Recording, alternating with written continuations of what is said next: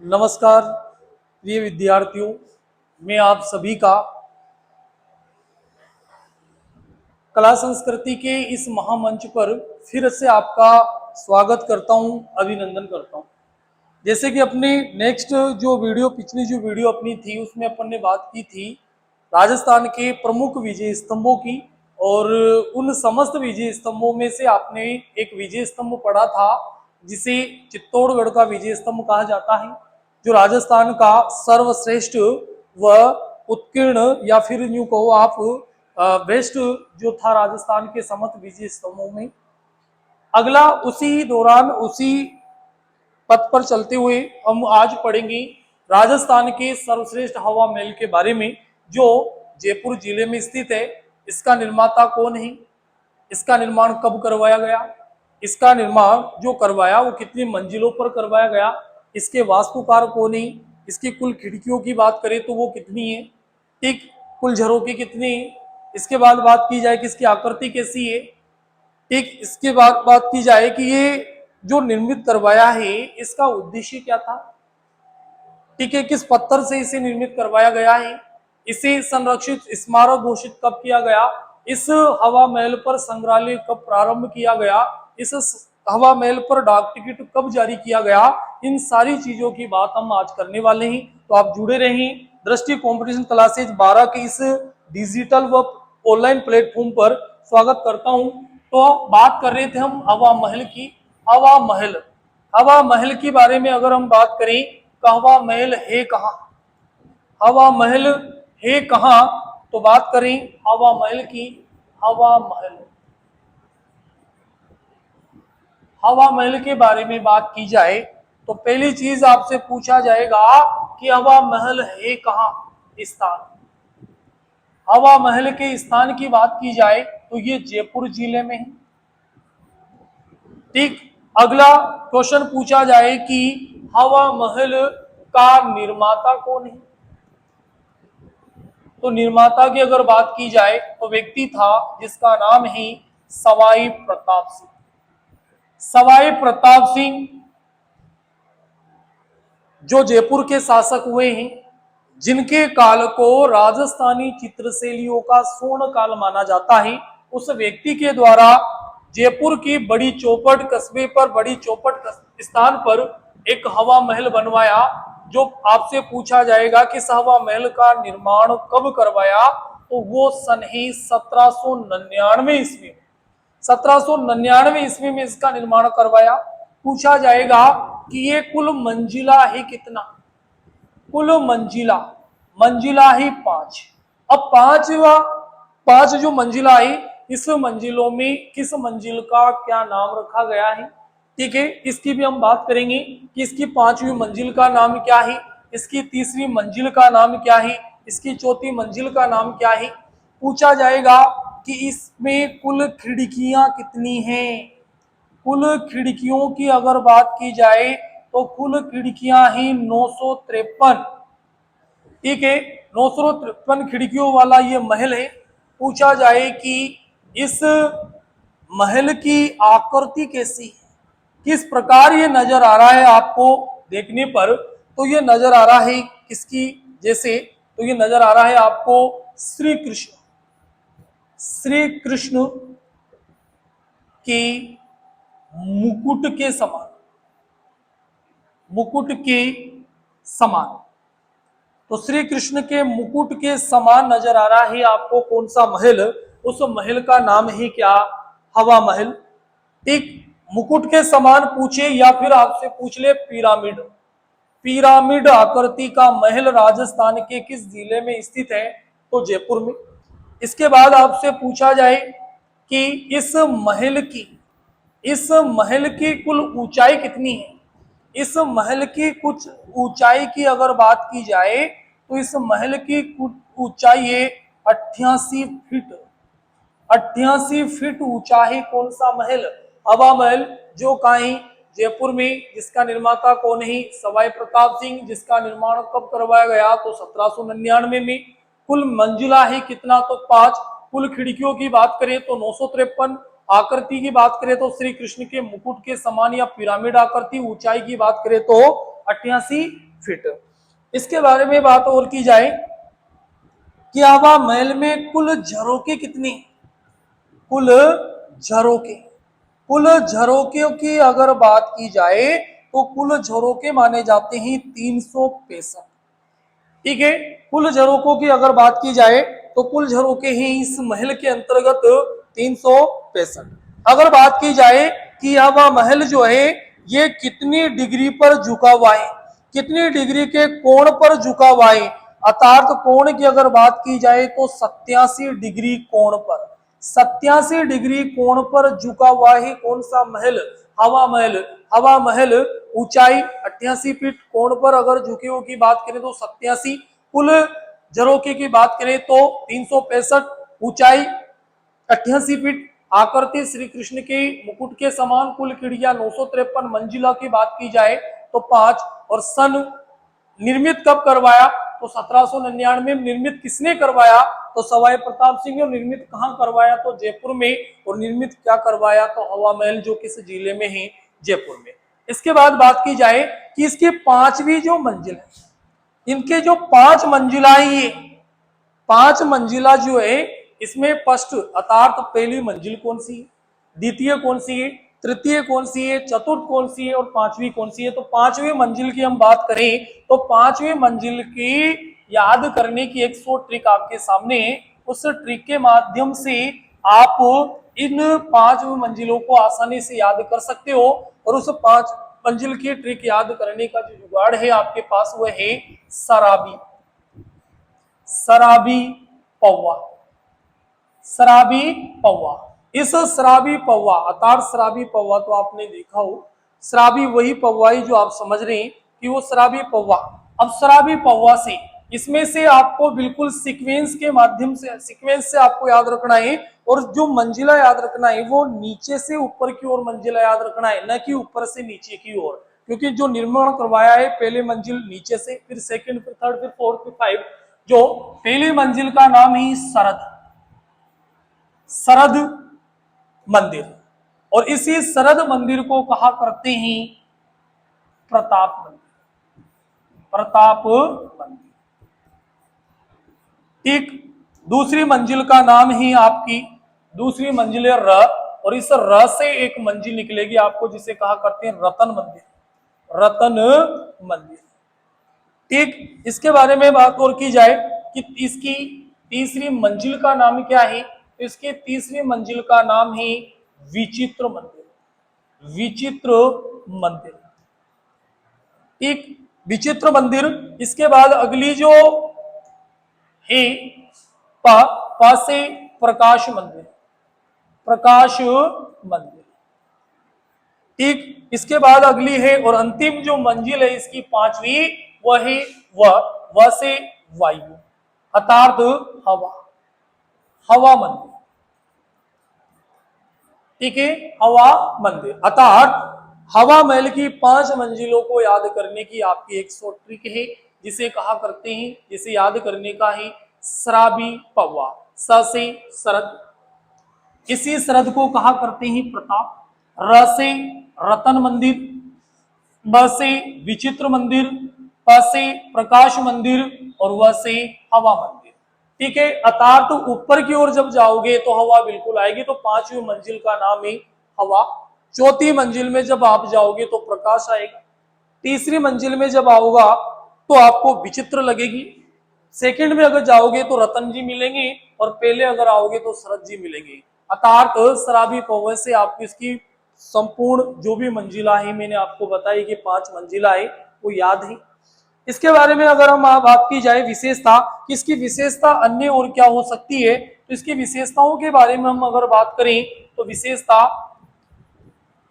विशेषता इसकी विशेषताओं की अगर बात हम करें तो विशेषता में जैसे आपसे पूछ लिया जाए कि इस महल पर, इस महल पर कितने रुपए का डाक टिकट जारी हुआ है, इसके बारे में अगर बात की जाए कि इस महल को संरक्षित स्मारक के रूप में कब घोषित किया गया, बात की जाए कि सवा महल को संग्रहालय का रूप कब दिया गया, तो बात की जाए कि इसे सन 1968 ईस्वी, 1968 ईस्वी में संरक्षित स्मारक घोषित किया गया।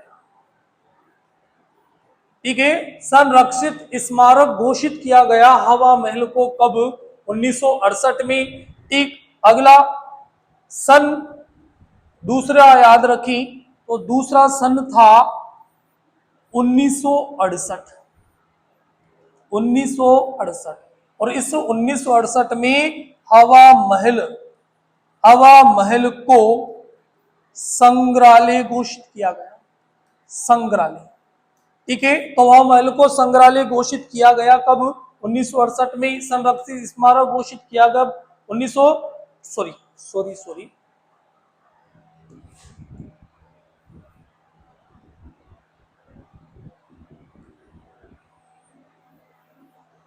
सॉरी यहां तक दिख, लेकिन 1968, ठीक है, ये 1983,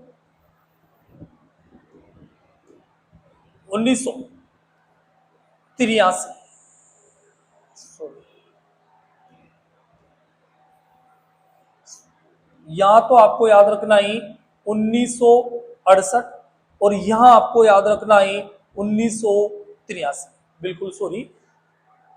अर्थात इस संरक्षित स्मारक घोषित किया गया 1968 में, जबकि इसे हवा महल को संग्रहालय के रूप में घोषित किया गया 1983 में। इसके बाद बात की जाए कि इस हवा महल पर डाक टिकट ये डाक टिकट जारी किया गया 1986 में और डाक टिकट किया गया जारी 50 पैसे का। अर्थात हवा महल पर कुल कितने पैसे का डाक टिकट जारी हुआ है? तो 50 पैसे का, रुपया नहीं है, केवल पैसा है। 50 पैसे का डाक टिकट जारी हुआ है इस पर कब? तो 1986 में। हवा महल को संग्रहालय घोषित कब किया गया? तो 1983 में। हवा महल को संरक्षित स्मारक घोषित किया गया तो 1968 में। अब बात की जाती है कि इस हवा महल का निर्माण जो किया गया है वो किस पत्थर से किया गया है, अर्थात इस महल में किस पत्थर का प्रयोग किया गया है। इस महल में अगर बात की जाए कि किस पत्थर का प्रयोग किया है तो इस महल में पत्थर हुआ है कौन सा प्रयोग? पत्थर, अगर पत्थर की बात की जाए तो बलुआ पत्थर, अर्थात बलुआ पत्थर से निर्मित है कौन सा महल? हवा महल। पूछ लिया जाए कि कौन से रंगों के पत्थर हुआ करते थे, तो एक तो था लाल प्लस गुलाबी रंग के पत्थरों का प्रयोग हुआ है किस महल पर? हवा महल पर। ठीक है, अब इसकी बात की जाए कि इसे अन्य और किस नाम से आप जान सकते हो? इसके उपनाम की अगर हम बात करें तो इसे कहा करते हैं लाल महल। इसका पहला नाम ही लाल महल। एक इसे कहा करते हैं बिना नींव वाला महल।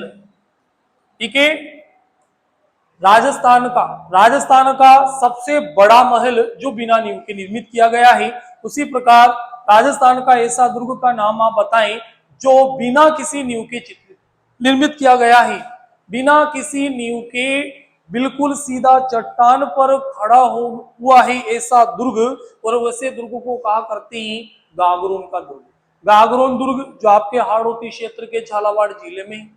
ठीक है, इसके बारे में बात और की जाए कि इस हवा महल का निर्माण जो करवाया गया है, इस हवा महल का निर्माण जो करवाया गया है, इस हवा महल का निर्माण करवाने का उद्देश्य क्या था? क्यों करवाया गया है इसका निर्माण? तो इसका निर्माण करवाने का एक उद्देश्य था, इनकी जो रानियां महारानियां थी, उन रानियां महारानियों के द्वारा उत्सव प्लस समारोह प्लस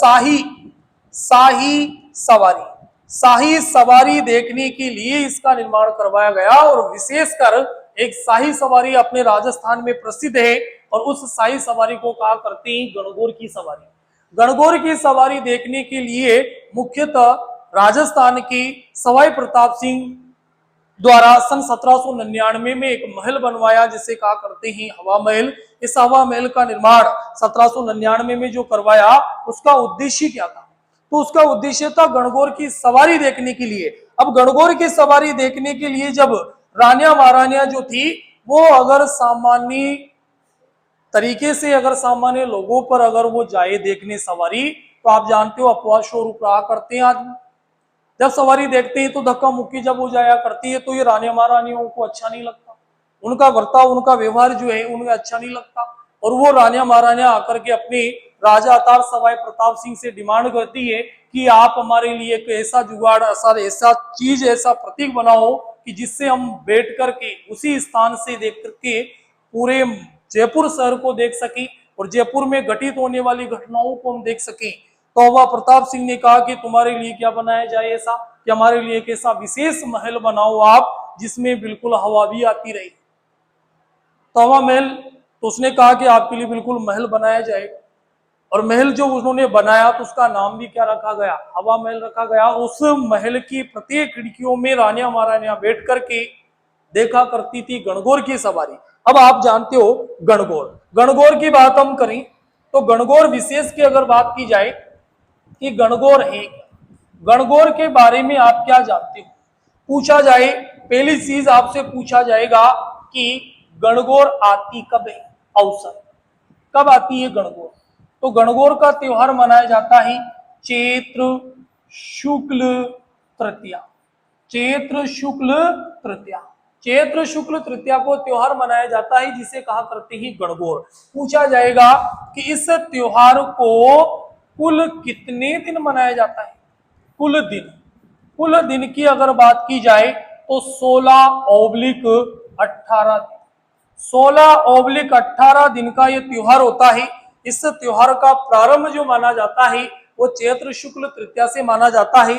अगर ये दोनों ऑप्शन में रहेंगी तो आपको केवल और केवल 18 ही लगाना है।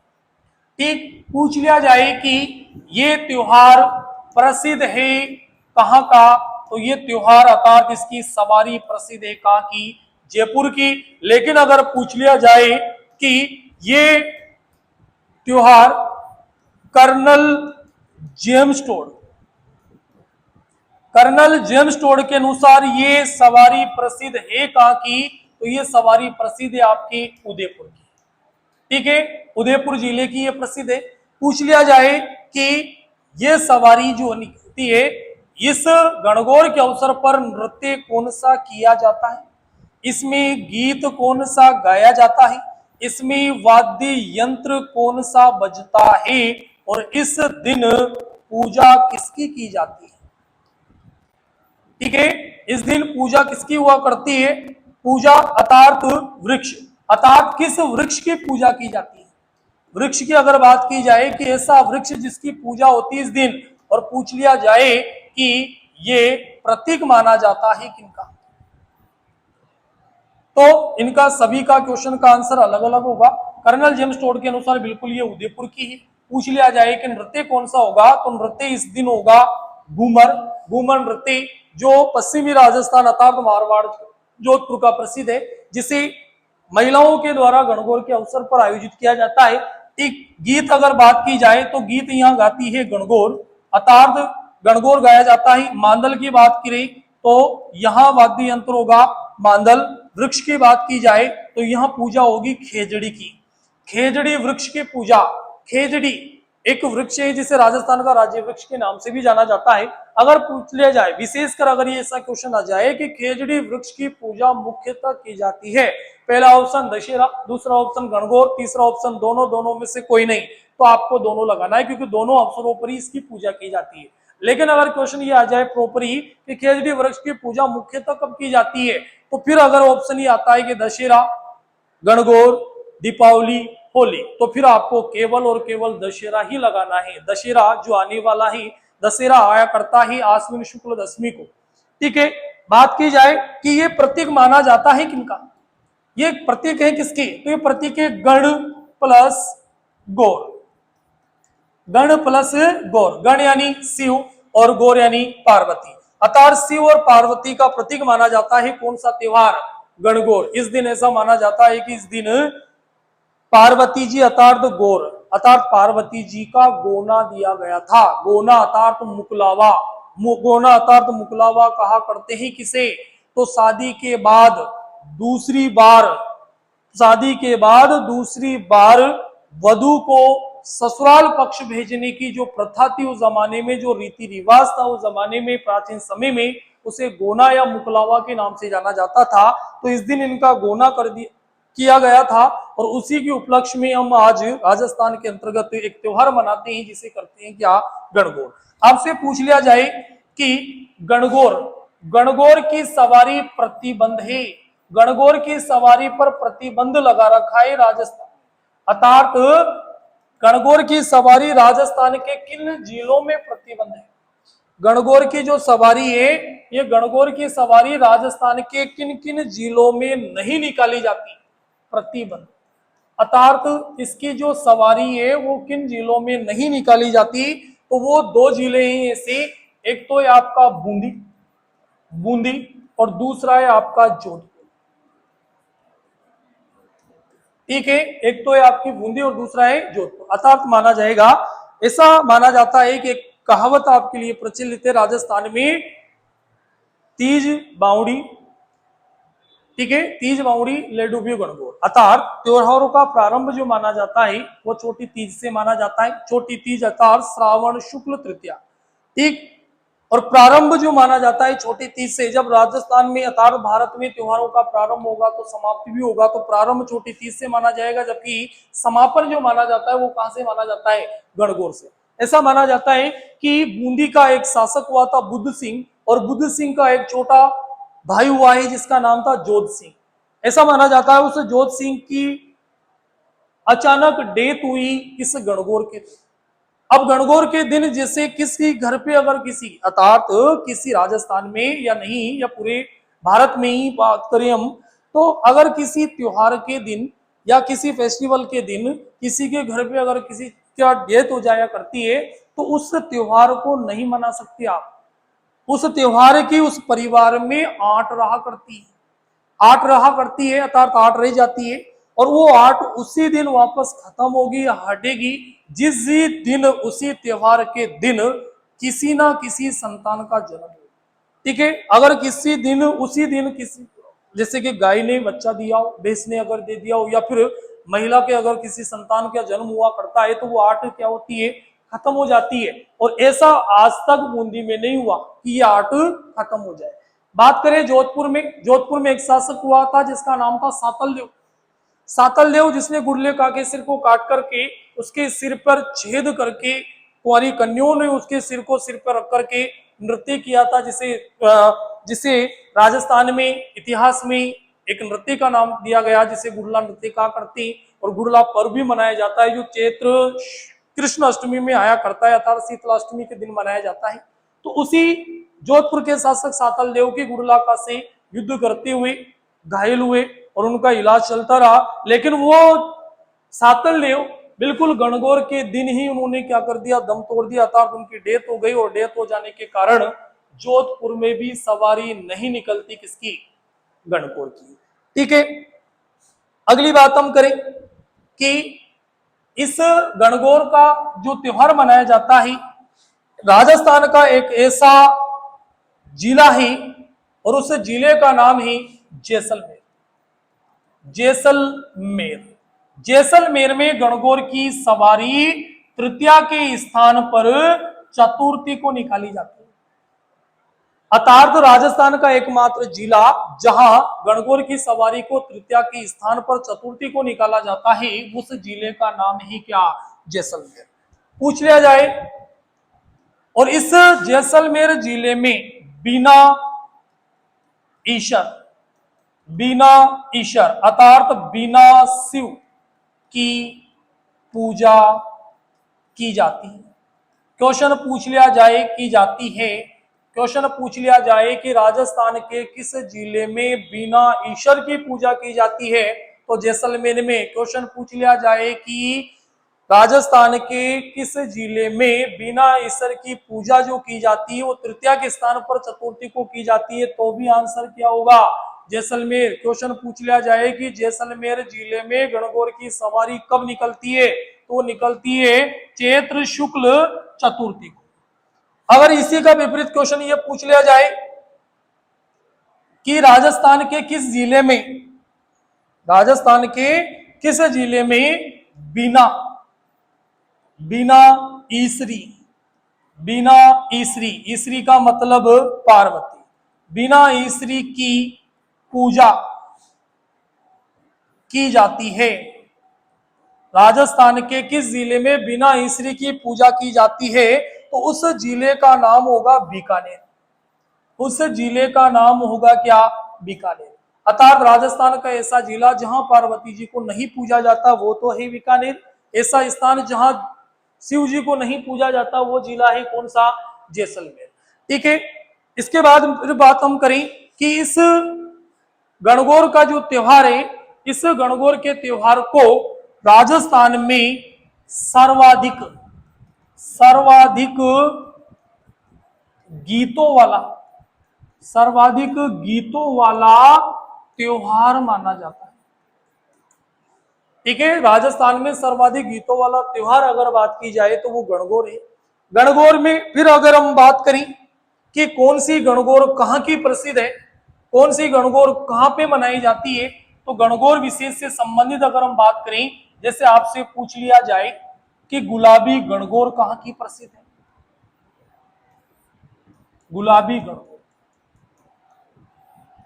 बात की जाए कि धींगा गवर कहां की प्रसिद्ध है, धींगा गवर। पूछ लिया जाए कि धींगा वेतमार, धींगा वेतमार का मेला कहां लगता है।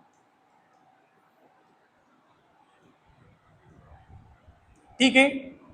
इसके बाद पूछ लिया जाए कि केसरिया, केसरिया गणगौर कहां की प्रसिद्ध है। ठीक है। पूछ लिया जाए कि गणगौर प्रतीक है किसका।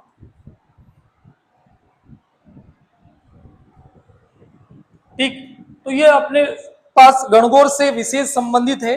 तो पूछ लिया जाए कि आपसे कि गणगौर प्रसिद्ध है, तो वो तो जयपुर की है, लेकिन गुलाबी गणगौर प्रसिद्ध है कहां की, तो नाथद्वारा, नाथद्वारा राजसमंद, नाथद्वारा राजसमंद की प्रसिद्ध है कौन सी गणगौर, गुलाबी गणगौर। ऐसा माना जाता है कि गुलाबी गणगौर जो है चैत्र शुक्ल पंचमी को मनाया जाता है। गुलाबी गणगौर के दिन जो कुंवारी कन्याएं हुआ करती है, उन कुंवारी कन्याओं के द्वारा केले की सांझी तैयार की जाती है। केले की सांझी तैयार की जाती है किस दिन, तो चैत्र शुक्ल पंचमी को। किस त्योहार पर, गुलाबी गणगौर पर। कहाँ की प्रसिद्ध है, नाथद्वारा राजसमंद की। नाथद्वारा राजसमंद का नाम आपने सुना हो, तो नाथद्वारा राजसमंद की पिछवाई कला प्रसिद्ध है। ऐसी कला जिसमें श्री नाथ जी ओब्लिक श्री कृष्ण के मंदिर में, अर्थात उसकी प्रतिमा के पीछे लगे काले रंग के कपड़े पर अगर आप श्री कृष्ण से संबंधित बाल लीलाओं का चित्रांकन या उनसे संबंधित चित्र बना रहे हो, तो उस कला को क्या कहेंगे, पिछवाई कला। पिछवाई कला जिसका प्रसिद्ध कलाकार नरोत्तम नारायण शर्मा को माना जाता है। अगर महिला कलाकारों की बात हम करें तो कमलाबाई इलायची। नाथद्वारा राजसमंद में ही बहुत सारी चीजें प्रसिद्ध है, जैसे कि तारकसी जेवर कला। तारकसी जेवर कला भी नाथद्वारा राजसमंद की ही प्रसिद्ध है, जिसमें किया जाता है क्या, सोने व चांदी की धातु से तार के समान बारीक आभूषणों का निर्माण करना क्या कहलाती है, तारकसी जेवर कला। इसके बाद हम बात करें कि ये धींगा गवर कहाँ की प्रसिद्ध है, और ये धींगा गवर प्रसिद्ध है आपके मेवाड़, और मेवाड़ में उदयपुर। उदयपुर मेवाड़ की प्रसिद्ध है कौन सी गणगौर, धींगा गणगौर। अर्थात धींगा गवर कब आती है, ये आया करती है वैशाख कृष्ण तृतीया, वैशाख कृष्ण तृतीया को ये आया करती है। पूछ लिया जाए कि धींगा वेतमार का मेला कहाँ लगता है, तो ये लगता है मारवाड़, और मारवाड़ ही कहाँ, जोधपुर में। इसके बाद बात की जाए कि केसरिया, केसरिया गणगौर कहाँ की प्रसिद्ध है, तो उदयपुर की। पूछ लिया जाए कि गणगौर किसका प्रतीक माना जाता है, तो गणगौर प्रतीक माना जाता है शिव व पार्वती जी का। ठीक है। अर्थात पूछ लिया जाए कि शिव को और किस नाम से, तो ईश्वर भी कहा करते हैं, पार्वती को ई-श्री के नाम से भी जाना जाता है। इसके बारे में बहुत विशेष और जानकारी है जो हम नेक्स्ट वीडियो में हम तैयार करेंगे। ठीक है, तो बिल्कुल आप बने रहें इस दृष्टि कॉम्प्रेंस क्लासेस के डिजिटल व ऑनलाइन प्लेटफॉर्म पर। ठीक है, धन्यवाद, थैंक यू।